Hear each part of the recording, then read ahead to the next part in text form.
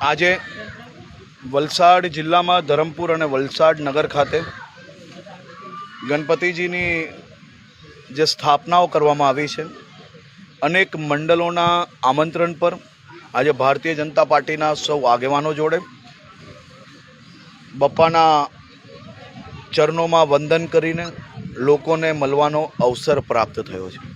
આજે વલસાડ જિલ્લાના સૌ મંડળો પર મેં મારી માતાઓને, વડીલોને ખાસ કરીને એક સંકલ્પ લેવા માટેનો એક પ્રયાસ કરાવ્યો છે।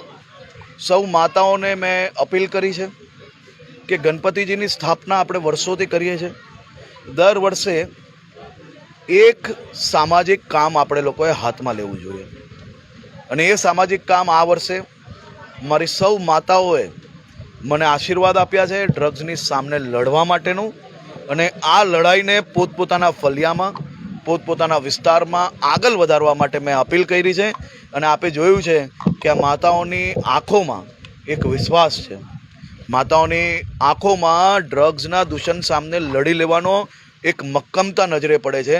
ગણપતિજીના ચરણો પરથી વંદન કરીને આ અપીલ મેં જે કરી છે એ લોકોએ ઝીલી લીધી છે, સ્વીકારેલી છે। મને વિશ્વાસ છે કે વલસાડ જિલ્લામાં સૌ માતાઓ, સૌ યુવાનો સાથે